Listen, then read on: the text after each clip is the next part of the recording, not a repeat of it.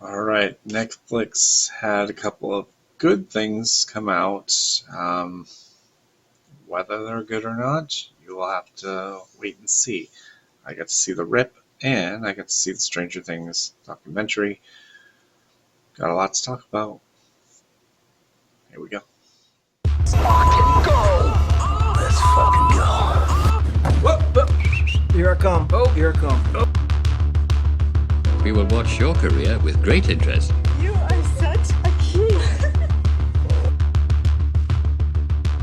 This is where the fun begins. It's showtime. And here we go. Welcome into another episode of the Movie Geek Podcast. I'm your host, George T., and we got two Netflix things to go over. One is the Rip movie, starring Ben Affleck and Matt Damon, which was pretty good, not gonna lie. But it is loosely based on the true story. And then, of course, we're going to talk Stranger Things, documentary, and fandom again. I know I talked about this last year about fandom, but we really need to get into it again. But I want to get to the Rip really quickly.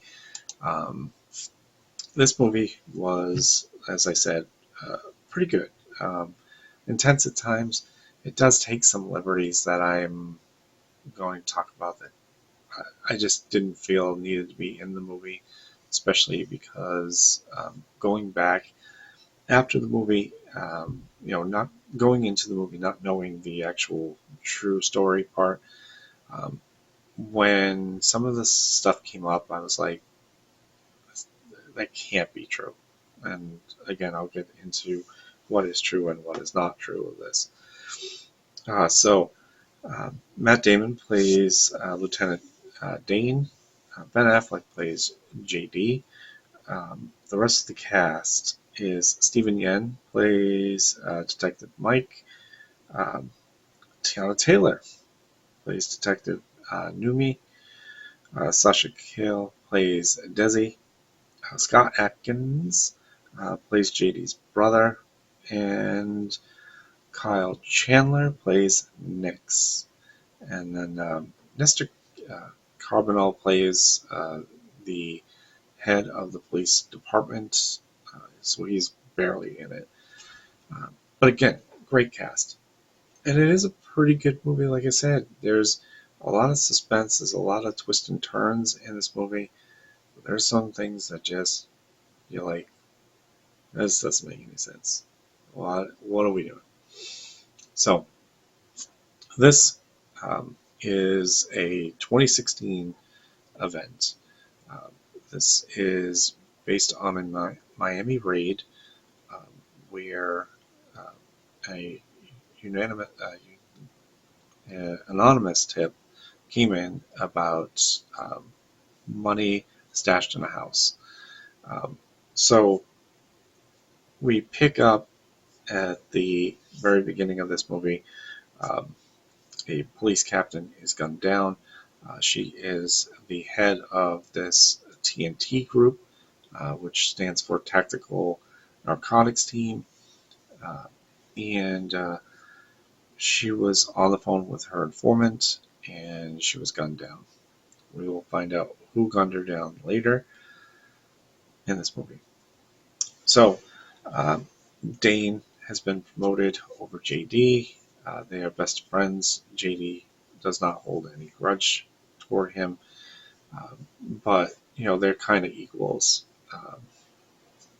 And Dane says to JD that he's not sure he wants to be a cop anymore. So that's kind of an interesting little twist because we're gonna get into some of those twists in this one.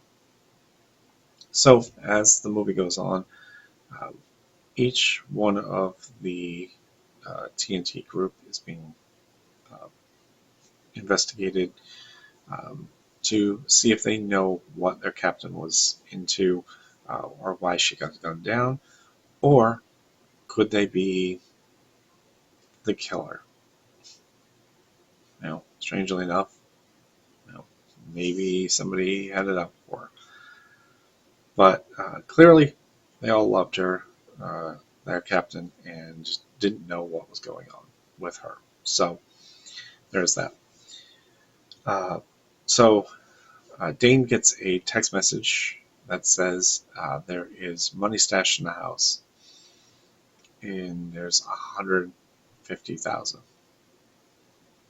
in there. So this task force goes into search warrant of homes um, and retrieves money um, and obviously drugs if there's on the scene. And there's a whole process involved, and I will get into that as we get into a little bit more of this movie. So he brings the team together, says, "I've got a tip. Let's go find out what the deal is here." Um, you know, there's no, you know, nobody nobody called it in. It was anonymous. So let's go check this out. So they go to this very, very nice neighborhood, and um, you know, 5 plain vehicles just get to the end of the block to where the house is.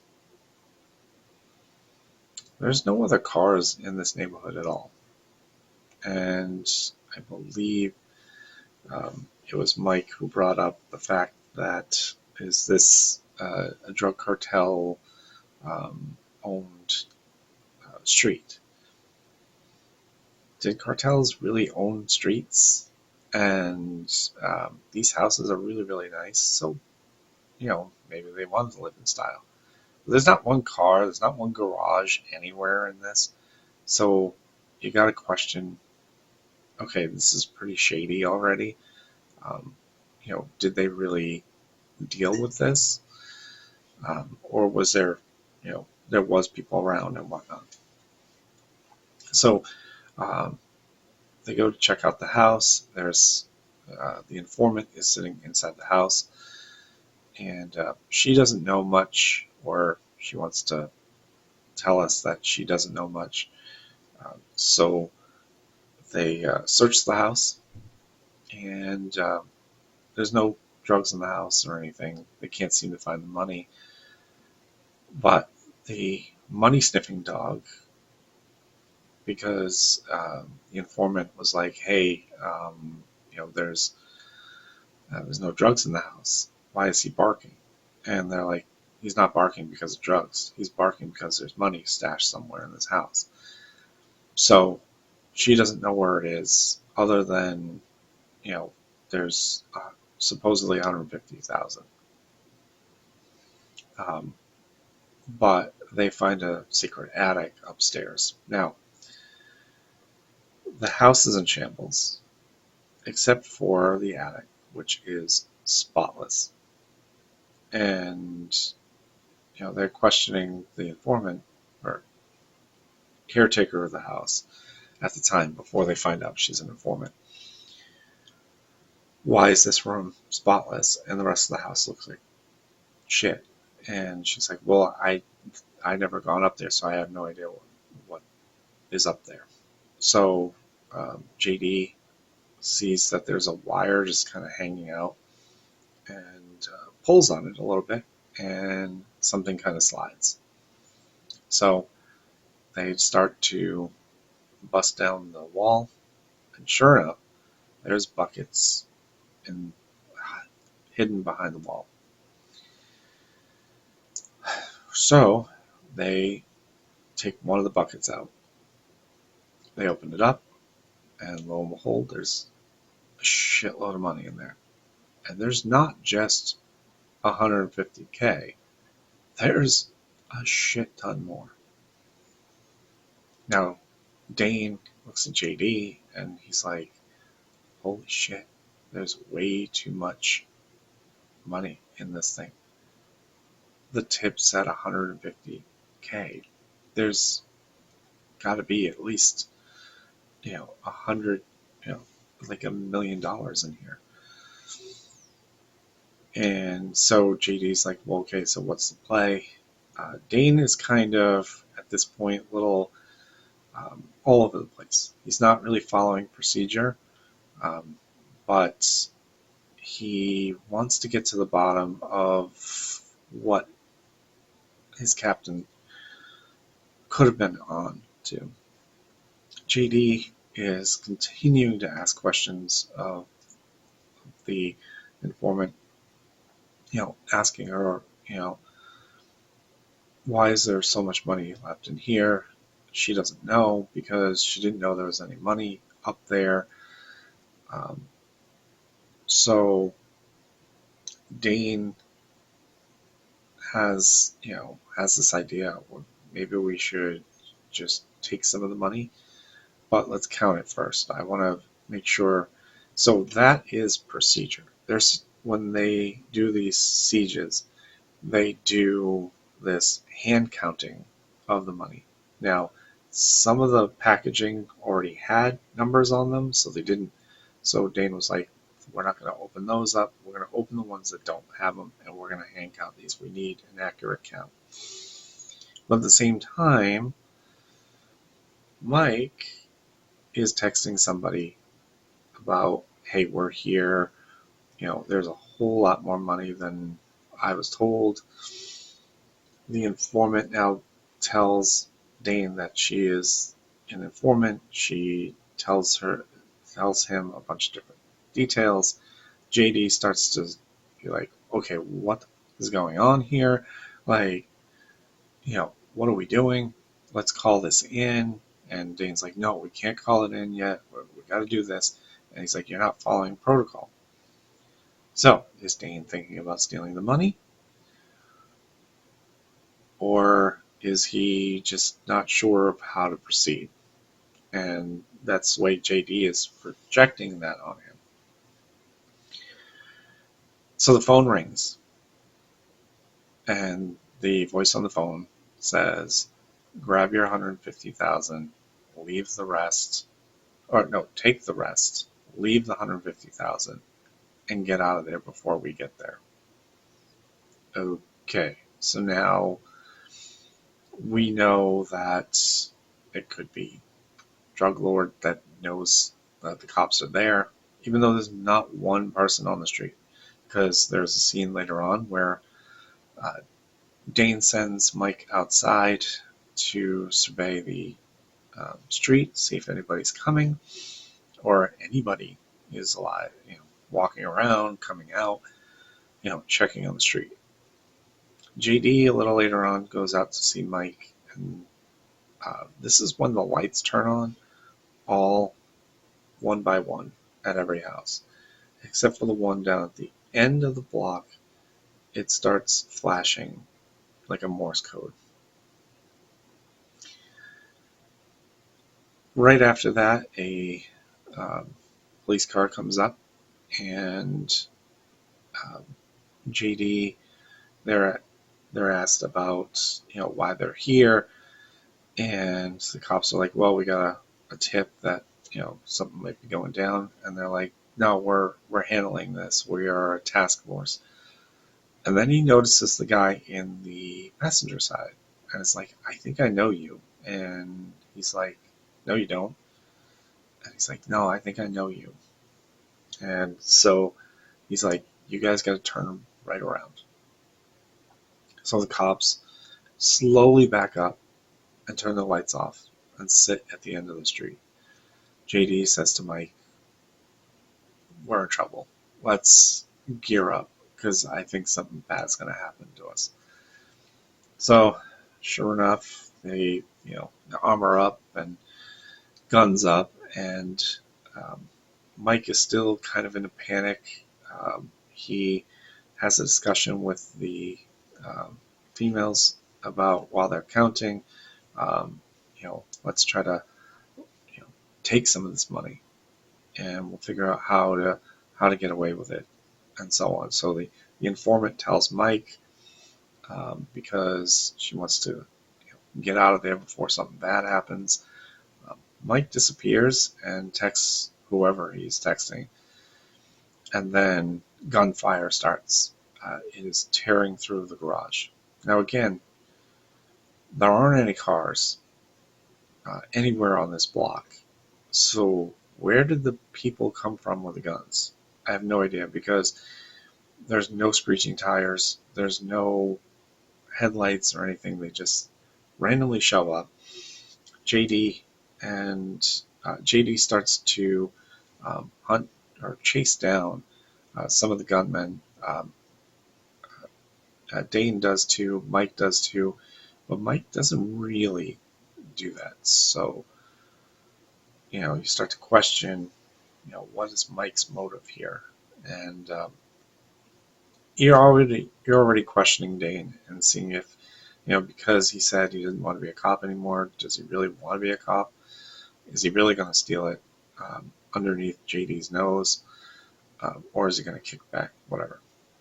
So then this thing turns quickly, and it made no sense to me. But I start talking to a guy who comes out with JD.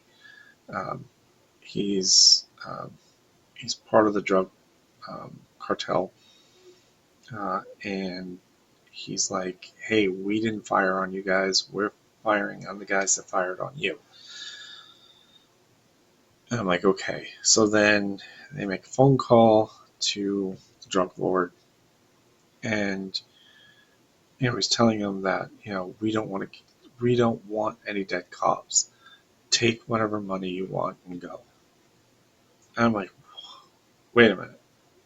I'm like, so the cops are there, and there's money stashed in this house, and yet you're gonna just let it go? I have a hard time with this because why would you risk or want to lose all this money? We haven't even got to the count yet. So again, I'm like, what are we doing here? Like, and in the middle of all this, we're talking to a drug lord who doesn't want money or doesn't care about the money, just cares that the cops just leave. It just boggles my mind.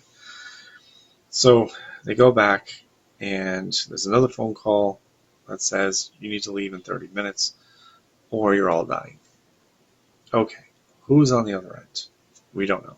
It could be the person that is talking to Mike on his text, or maybe Dane is dirty, and maybe they know that maybe Dane's going to double cross them and take the money for himself. Who knows? So they finally get a count. There's $20 million in there. So how are they going to get out of this situation with all this money? Well, JD makes a call to Nix saying that Dane has gone completely mad. He also thinks that somebody else is dirty and just wants to get out of there clean before something bad happens. Nix is on his way with an armored vehicle, as he says, but when he shows up, he's only got one, and it's really not armored. It's a heavy brigade one. So they load up the money in duffel bags. They throw it in the back, and to me this was strange. But so JD, Dane, Mike, and Nix get in the back of the vehicle. They take off, and they leave the two ladies and the informant back at the house. They just leave them. There's no cars. The cars that they came in are destroyed by gunfire. I'm like, so we're just going to leave them there, and in 30 minutes, or well, obviously less time than that now, something bad might happen to them. Like, I was like, okay, this is kind of weird.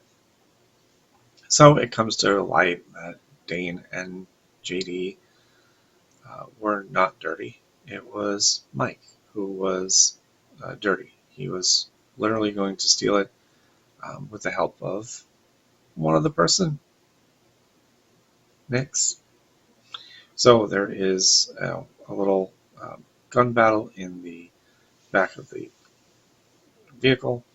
The FBI is stopping them So Mike, who was hit in the shoulder with a bullet, um, decides to take one of the duffel bags and take off running.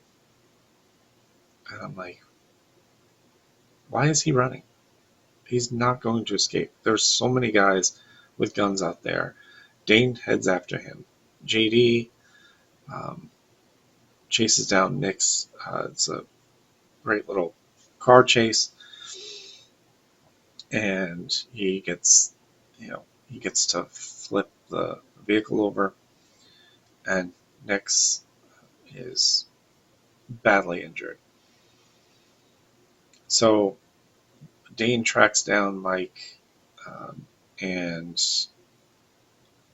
Mike confesses as to what happened, and Dane, who already knew and was trying to get him to confess in the back of the thing, in the back of the truck, knew that he was dirty, but he let him live. JD was not going to let Nix live. But before Nix bit the bullet, JD opened the bag, and lo and behold, there was no money in the bag. There, there was plenty of other stuff in there, including um, oil and phone books that were stashed in the house there. So, where's the money? Well, the ladies were staying back at the house with the actual cash still in the buckets. They put them all back in the buckets, did not put them in there. They rendezvoused with the FBI, the CIA, and whoever else was there. I don't remember, but it was mostly the FBI. And before they took off, Dane had talked to the two ladies and told them the number, because that's procedure. So when they were grilled about it, they needed to know exactly to the dollar what was in that heist, or the rip. They all got it. We saw the screen. $20,420,000 was in that house. Crazy. Crazy to think. Now, again, suspenseful, because you just didn't know what was going to happen to them. And you thought Dane was dirty. You kind of knew that Mike was probably dirty. JD was just kind of this loose cannon kind of thing, but in the end, Dane and JD came through when they needed to. So again, I said loosely based. There was actually the house that was involved was a marijuana trafficking investigation. It was around $24 million. The actual names I will not give, but they were in this report. And the story core elements are the same. Like when they go into those houses, they have to, if there's money involved, they have to literally count the money. And it is mandatory and tedious, hand counting. So yes, those bags would have been ripped open, even the ones that had the written number on it, and counted. This time frame, though, didn't work for the movie, so they just kind of sped it up. But it took several days to count all that money instead of, an hour or two or three, or how many hours they spent in the house before they were chased out. So again, creative liberties and so on. And again, the whole drug dealer thing, with, hey, just take the money. We don't need any dead cops. Just mind-boggling to me. So on my scale From, if you're brand new to the channel, I do thumbs up, thumbs down. Like 2 thumbs down is definitely bad. 2 thumbs up is really good. 1 thumb up is decent, and then I usually just say even. This movie would be probably an even to 1 thumb up. Because again, there's just some elements of this movie I just don't understand why we took liberties, or to try to pump this up. But just some of this stuff didn't make any sense. Like the whole straight not having one person walking around just doesn't make any sense to me either. So if you've seen it already and like this review, hit the like button or even comment, whether you liked it or not. I know this is going to drive people nuts, but we're going to talk about Stranger Things, the documentary called One Last Adventure, the making of season 5 of Stranger Things. Look, I know there is some people that liked the ending, and some people absolutely hated it and wanted a secret conformity gate finale. And people broke the internet looking for this so-called special um, 9th episode that would just wash away the ending and give us the ending we need. Well, thankfully, that didn't happen. The Duffer Brothers did their series, and they moved on because they have a new show coming out. I mentioned it in my episode yesterday, so go back and watch that one. Okay, so what I took from this 2-hour documentary, 2 hours. So we got a 2-hour finale that, was very divisive, besides the fact that part 2 was very, very divisive on Christmas. That 2 hours just seemed a lot for a documentary about a whole season. But one big thing that stood out and has really chafed the fandom is the fact that they didn't actually have a script ready for the finale. Well, let's just say you can tell. It seems a little forced, a little wrong. They wanted to cram it all in. Their biggest takeaway was they didn't want to end the series and have the reaction of fans that Game of Thrones had. And that was a theme throughout this documentary.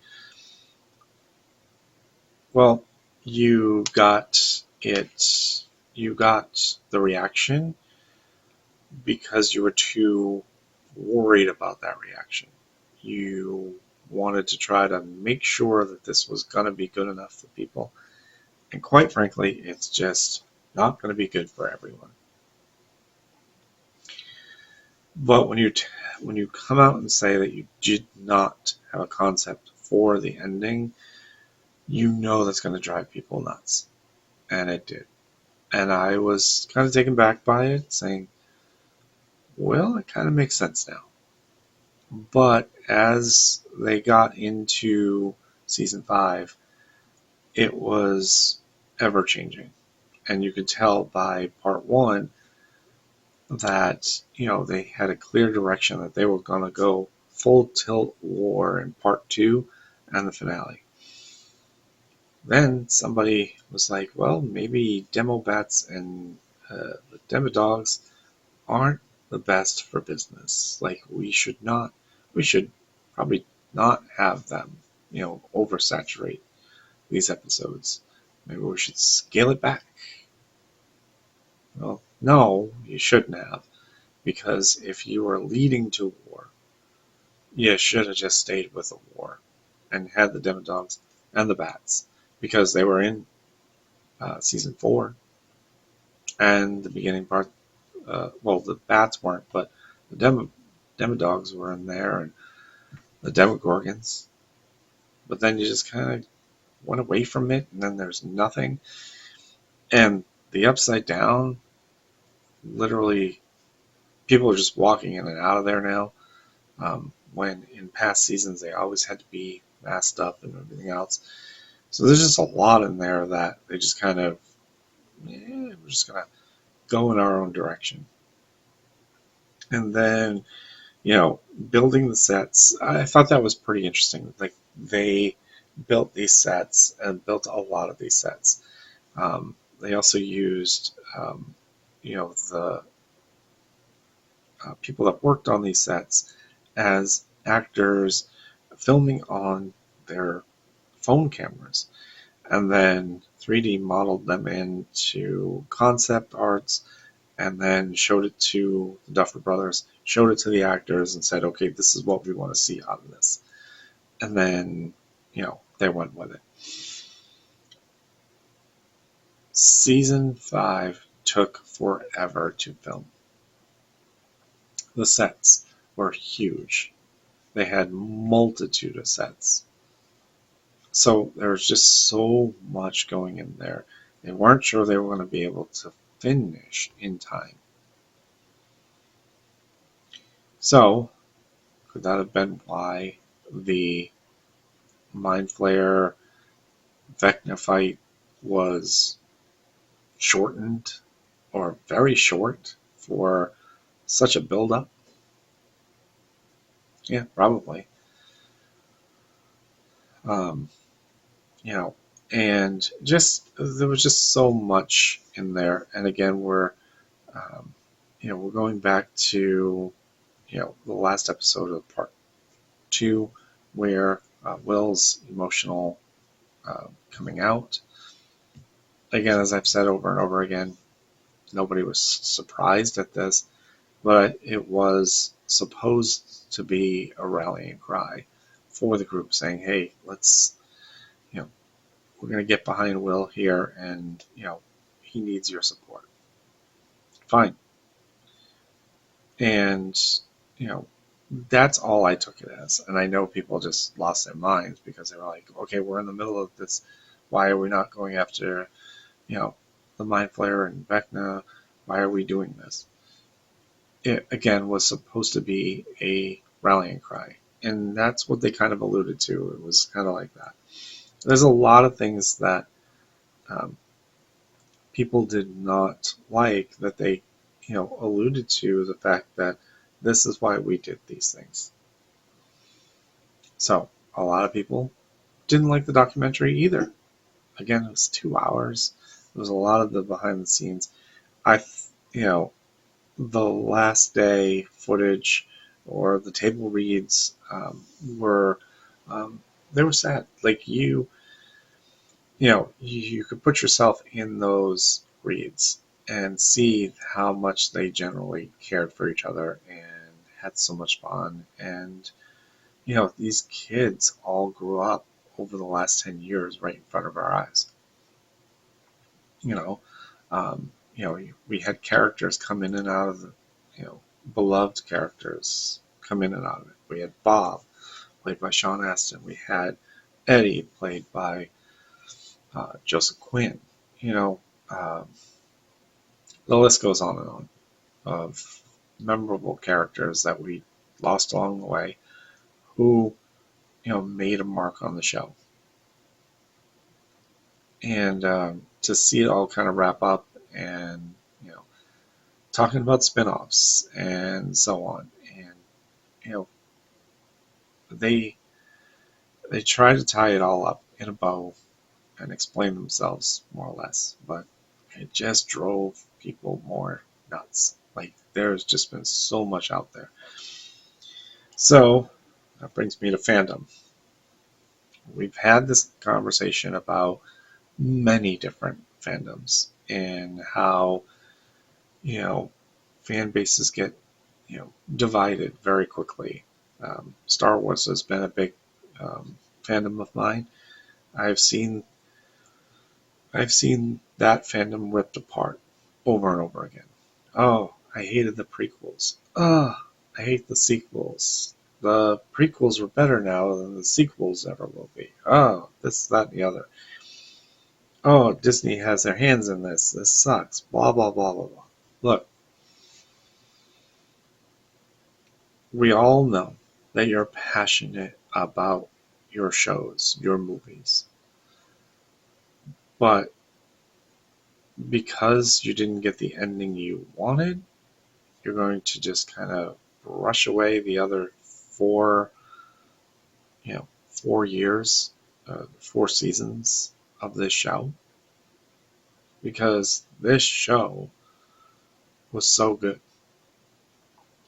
The series was so good, and because the last I'll say the last 3 episodes of season 5 were the divisive kind of breaking away of the casual fandom and maybe even some of the core fandom ripped away, saying, "Ugh, get rid of this garbage. We want to see better."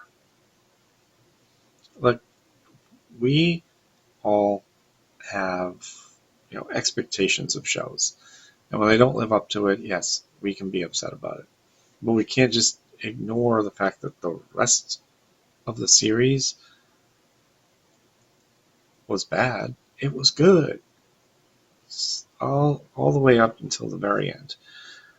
I didn't mind the ending. I know I was a little taken back by the fact that, again, the battle scene, was done, and we still had an hour left in the show. I was like, okay, maybe something bigger is going to happen, maybe something else is going to happen, and nothing happened, except tidying up a bow.